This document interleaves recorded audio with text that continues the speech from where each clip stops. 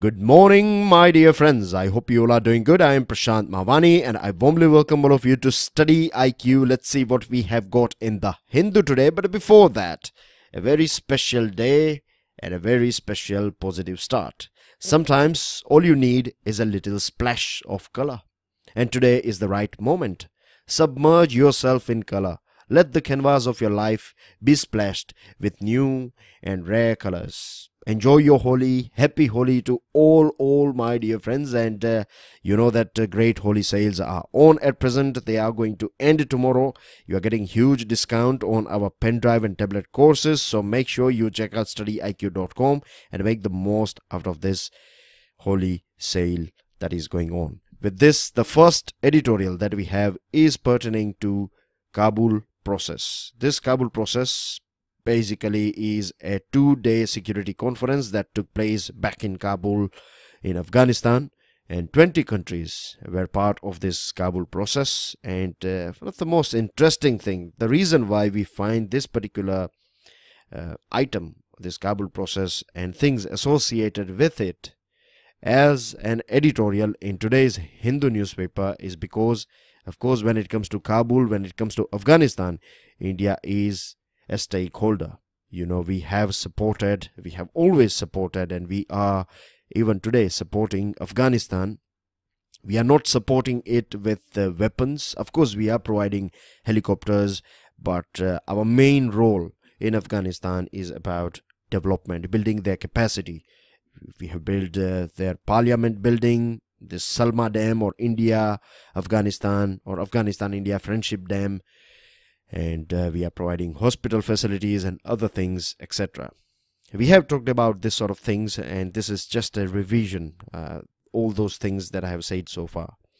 This Kabul Process is in news because a very rare thing took place. Afghan's President Ashraf Ghani has offered Taliban to engage itself with a discussion. Basically, now Afghanistan is ready to have a chat with this Taliban group. Now, this Afghanistan government has also promised to recognize the Taliban as a political party. It has called Taliban called for building this confidence building measures, and let's take steps to build confidence amongst each other. Negotiations will take place if Taliban agrees, and this is, remember, an editorial. And as far as I know, today morning's international news says that Taliban has rejected this thing.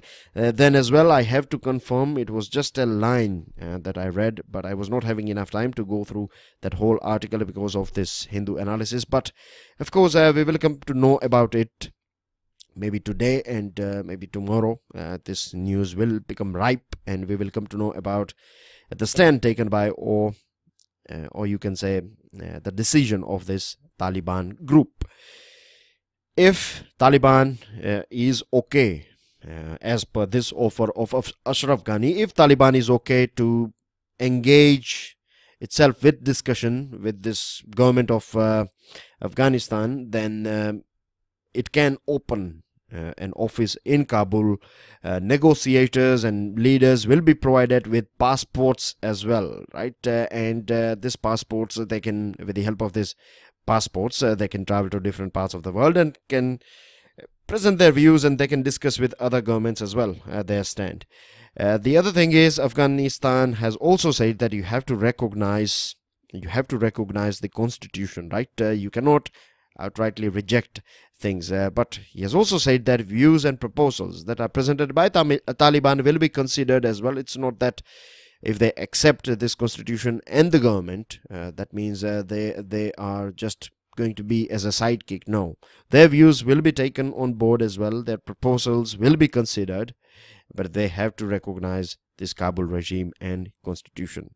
And one thing that I would like to add here is that this is not the first time, right? Back in 2015 as well, Taliban and Afghanistan government, they met in Pakistan, but there was a person called Mullah Omar And at that point of time, this Afghanistan government came to know that that person is dead. He was a top Taliban leader. And since then, Taliban has become very aggressive. And a couple of months ago, I think a month ago, Trump ruled out talks with Taliban. Now, we know that USA is a very important player when it comes to Afghanistan. For a very long period of time, USA has been here, nearly 16 years or something more than that. USA has been in here in Afghanistan, and it is fighting against this all Talibans and other groups. So a month ago, USA rules out talks with Afghanistan, with the Taliban, and at present, Afghanistan, with this help of this, in this latest Kabul process, Afghanistan is saying that it is ready to have a chat with Taliban. So of course, there will be some sort of consent between Afghanistan and USA. It would be overt in nature. On the, you can say, on the background side, on the back door, USA would be ready or supporting this Kabul process, but in the front, overtly, it is rejecting talks with Taliban. So this could be part and parcel of how you deal with this sort of groups. Now, the reason is why, the question is why Kabul process, or why Afghanistan has reached a point where it is ready to engage with Taliban. Because if you go through this map, right, see this whole Taliban, see the area under Taliban. Let me first show you this bit here, right? You can see here high attacked region. Let me see. This color represents high attack region, medium and low, and you have this grayish color where full control of government is there, and then you have areas where full control of Taliban is also there. This is complete, you can say, picture or map of Afghanistan, and as you can see that predominantly 50-50, you can say. And when you have 50% of your area at present, there are many agencies saying that, as per BBC, 70%. They are saying that 70% of Afghanistan's area is directly, indirectly under the influence of this Taliban. So Taliban is present in Afghanistan for a very long period of time. It is not a group that you can crush, right, that easily. Even USA has been here for more than 16 years, and not only USA, NATO forces have been here.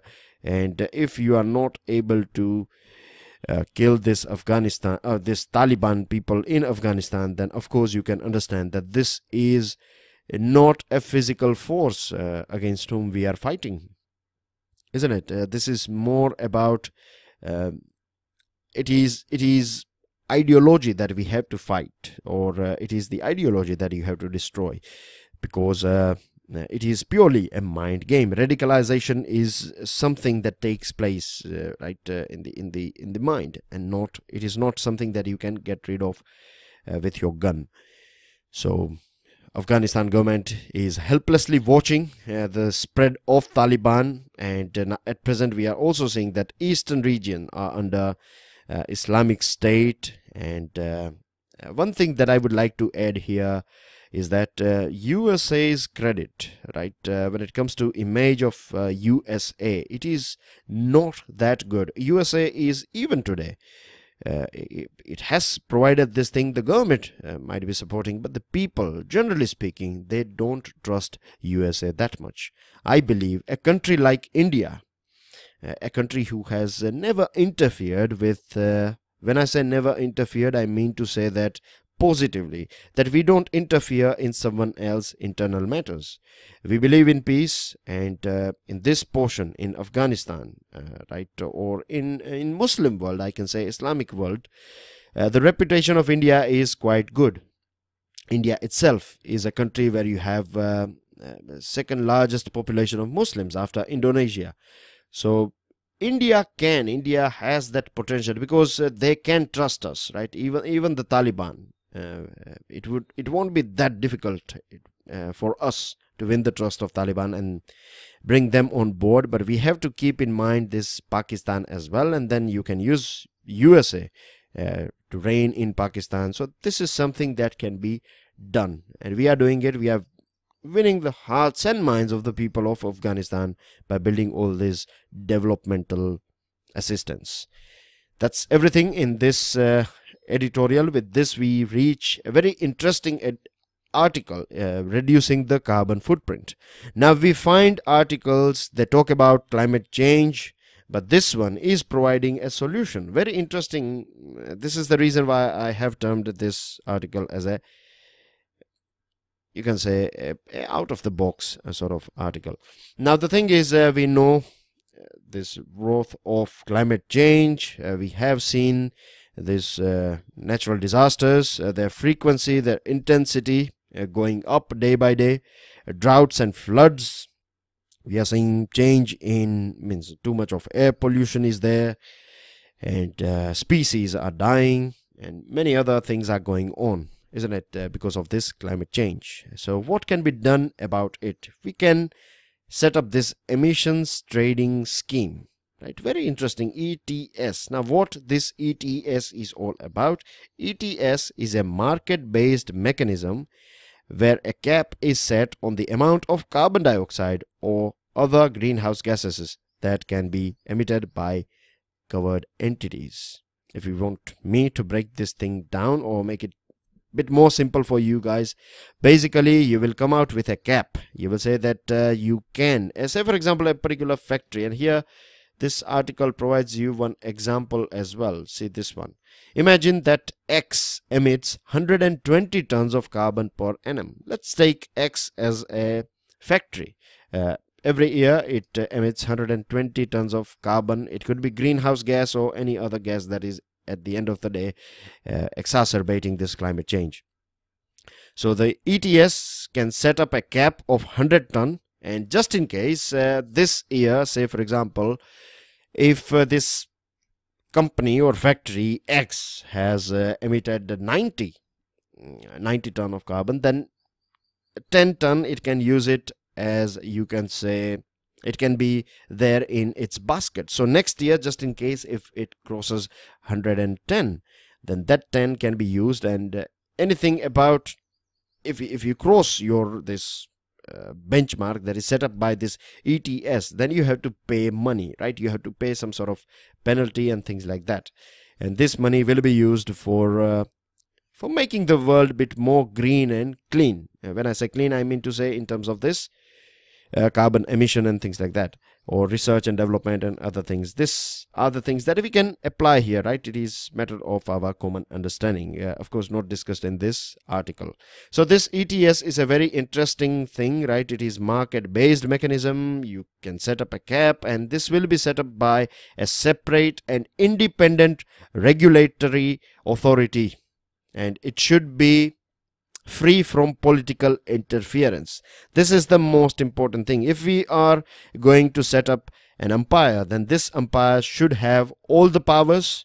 This umpire can even chase big companies, no matter how big they are, no matter how well connected they are, no matter how many V's they have before this VIP. This separate regulatory authority can catch anyone's collar. If we want to do something about climate change, then we need this type of authority that can take strict actions. We need courageous people. We need staff that can deliver, right? We don't need yes sayers. Yes sayers, when I say, we don't need yes sayers who are always saying yes or adding yes to their political bosses. No, we need someone who can do things. And this authority, right, it should not be limited with just imposing penalties, right? We need this new regulatory ETS applying authority to set up this, or they can educate emitters about this ETS. They can inform them about cheap methods through which they can reduce carbon footprint. So you can understand here, it is an educating body as well as a penalizing body as well, because just collecting fines is not going to help us. We have to take proactive steps if we want to fight this climate change. It can act as a technical consultant all these emitters, they can submit their compliance plans, that what they will do or what is in the pipeline for next 6 months or 1 year or maybe 5 years, what they are thinking, these emitters or these factories. And then this ETS can provide them with technical consultancy. Of course, a bit of fee can be charged. This can be worked out, right? How much fees, or you can come out with some standardized charts that everyone can follow, and then you can have some customized charts for, or customized solution. Of course, this customized solution, the money should be coming from the state governments, right? Because factories and other things, they fall under the purview of the state government. The center can provide some money, and the things that we are discussing here, as you know, are not just limited to this article, right? We are taking the main core idea and then we are exploring and analyzing it and adding value to it. So the state government as well as your central government can take part in it. We can add corporate social responsibility. We were talking about this green social responsibility. Individual, you can apply cess. At present you find cess or on many items, right? Then now we can add cess for this climate change, and there are other ways as well, right? And just in case if someone is not following or adhering to this ETS, then sanctions can be applied on them as well. So this will create a sort of pressure, and if you set up some good examples, if big fishes are caught, then the small fishes will fall in line. And it must also plan for contingencies and be ready to use tools at hand to prevent market failure.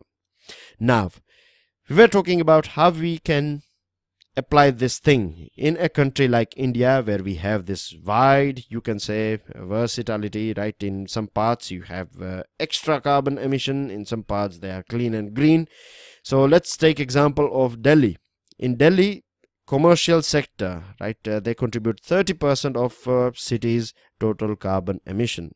And if you compare the same thing with Ahmedabad, then we find that this commercial sectors, they account only for 4%. So you cannot have one ETS for, or you can say you cannot apply one standard throughout the country. We have to customize it as per different zones. This is one of the most important thing if we want to see this thing to succeed.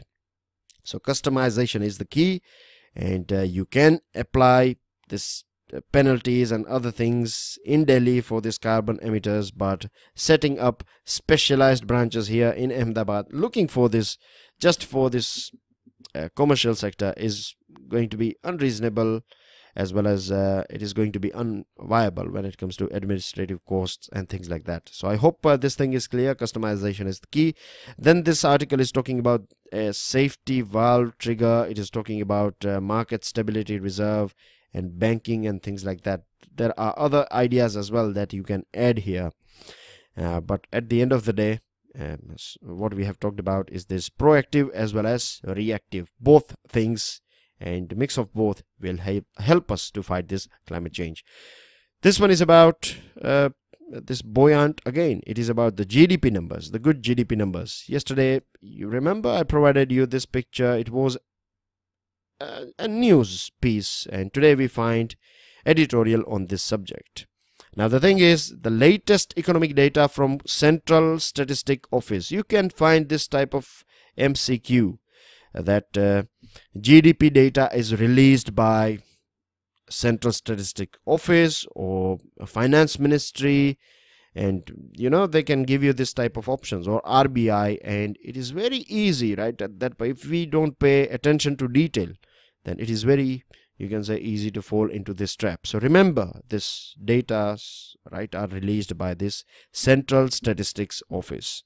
Now this gross fixed capital formation, important for your investment, is doing good. Gross value added, a sectoral thing, this one is also doing good. I'm not going into the details of these things because there is no point for me to explain this GVA and fixed capital formation things all the time whenever they appear in editorial, because we have talked about it quite a lot of time. So I would request here all of you, particularly to new students, to maintain continuity, right? Continuity is the key. If you ask me, one of the most important thing for your success in this national level exams like UPSC Civil Services exams, then I would say continuity is the key. With continuity, your growth will be compound in nature and not simple in nature. So this gross fixed capital formation doing good, gross value added doing good, and this GDP as well as this GVA growth estimates for 2017-18 have been revised upward, which is not bad, but we have some areas where we are struggling as well, or the economy is struggling. GST revenue, you know, these collections are falling down. Multiple reasons, we talked about it yesterday. So there are many reasons, but now we cannot expect a government to inject more money in the market, because if the government injects more money, then it is basically it will be the government will be risking this price stability thing. So we cannot expect, because so far whatever growth that we have seen has taken place because of government's investment in the market or in the economy. The other thing is bad loans, right? Their NPAs are still saddling this banks, that we have this recent frauds that are out, and because of this thing, this scrutiny is going to go up. So this is going to create a bit of, it will naturally, this scrutiny will come with more hurdles, so it will become a bit difficult, or it will I can't say hamper, but you can understand that this flow of money will or the pace will be bit down because of this scrutiny. Exporters of our country are still struggling. The global scenario is getting better, but still our exporters are not able to make the most out of this good scenario at global level. And farm sector is down as per this Nikkei India Manufacturing Purchasing Managers Index. Manufacturing still is lagging behind its potential. So overall, the bottom line, in a nutshell, we can say that economy is still not yet out of this woods or struggling period. Many more things to be done in future. And then we have this article on China. We have talked about China quite a lot of time. I'm sure when the maps that I have to show you today, regular students will be aware about many things, and I'm going to stick with only new items that we find in this article written by our former national security advisor.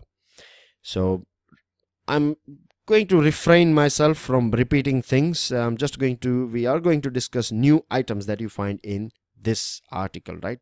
Basically this article is talking about this current scenario that it's taking place in the world or around the world. We know USA is stepping back, and USA's this move of stepping back or not behaving like a world police, as Mr. Trump has always said, that there is no point of being a world police. So this vacuum that is created by USA is very well exploited by China. China is filling this gap, and currently the USA is seen to be incapable of playing a balancing role in Asian affairs and to have cede ground to China. China is ready to exploit this weakness of USA, or if you are having a problem, then China knows how to make most out of it.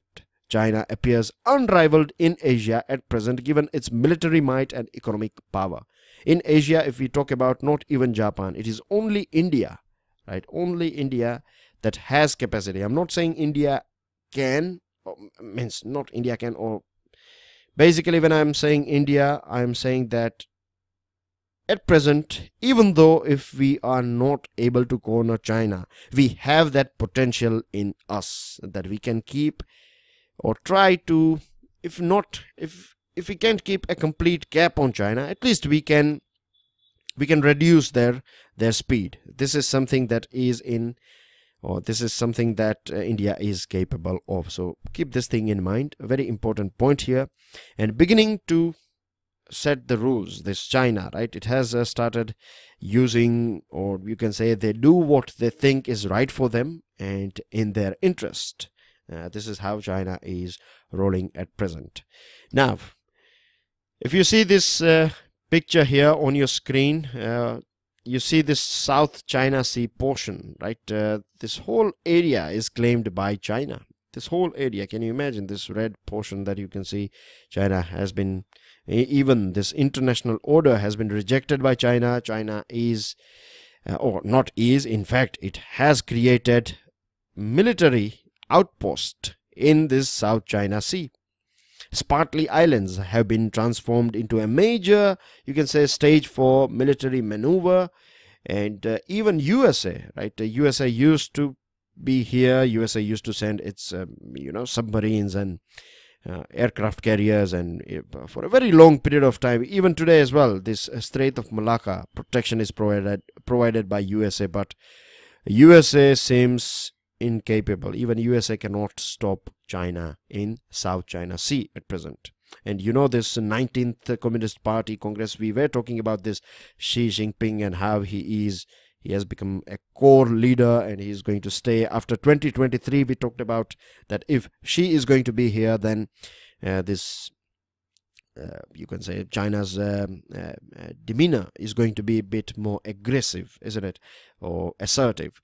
So during this 19th Communist Party Congress that took place back in 2017, China said that it wants a world-class army or world-class military that is capable of winning wars around the world. So what do we understand? What is the message that China is giving out when it is saying that its military should be built to such a capacity that it can win wars around the world? Basically, it is roaring out that we are going to rule the world.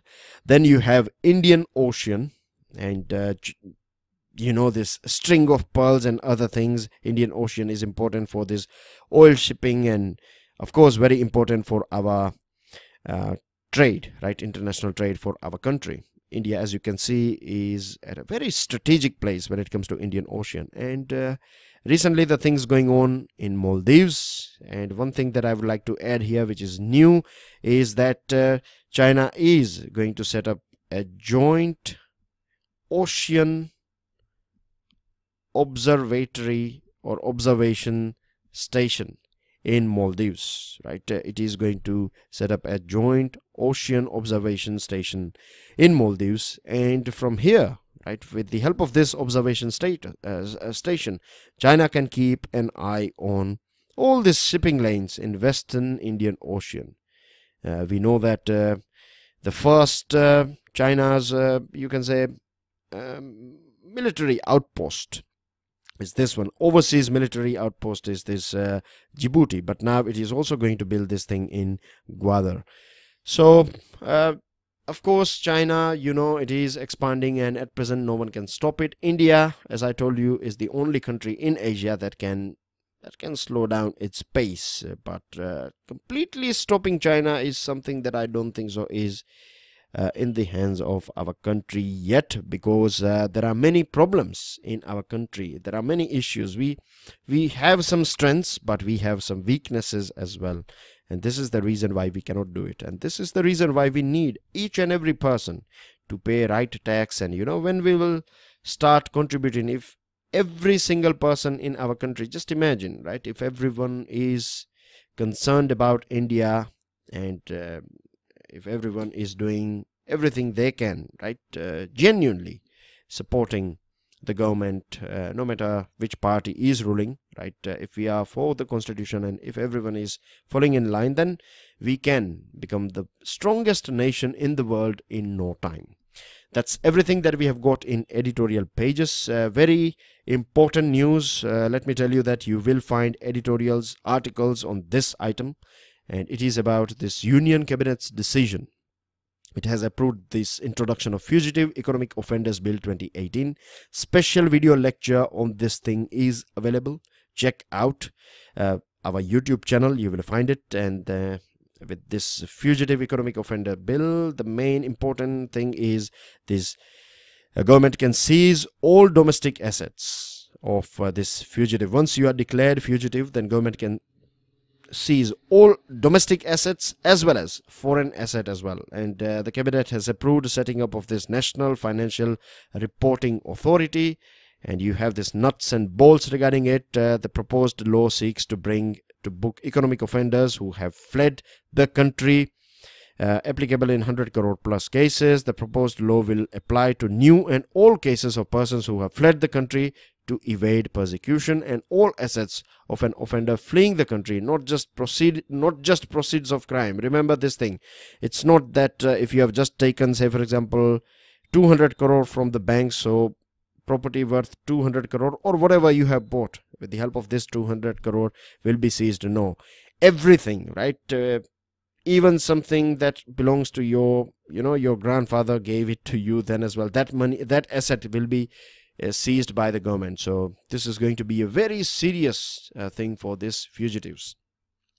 India and Jordan's relationship. We know Jordan's king, King Abdullah II, is here in our country, and we have said that we have a very unique heritage of plurality. I'm sure I don't have to throw light on this thing. We are all practical example of this unique heritage of plurality.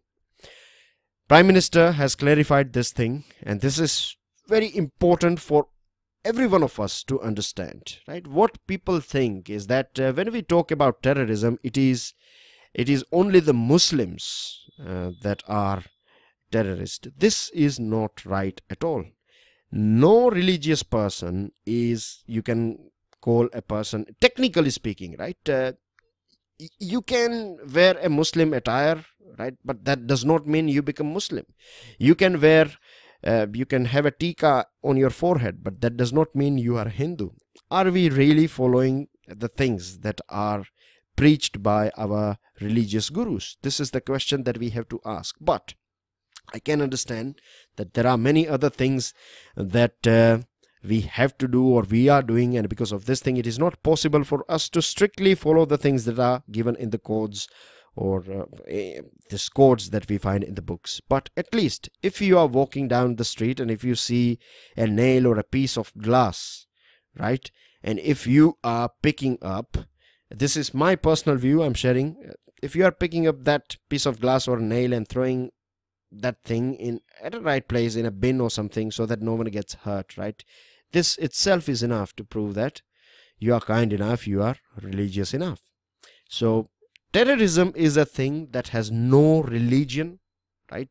You cannot call someone, a Muslim cannot be a terrorist, a Hindu cannot be a terrorist. A terrorist has no religion at all. I hope this thing is clear. So fight against terrorism, extremism and radicalization is not against any religion, but against a mentality. Very important point here, because I think if we don't understand this thing, then we are missing the very important bit of against, or this fight against terrorism.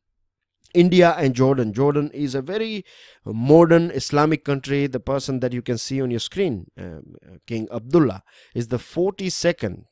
He is the 42nd descendant, direct in the lineage of Prophet Muhammad, and he is a very reputed person in Arabic world or in Islamic world, and he being here in India, you know, special bond or the special place that he has for India. He was very cordial and very warm when he welcomed our Prime Minister a couple of weeks ago, and the same thing has been done by us as well. And the biggest takeaway is that we are going to work together in counter-terrorism.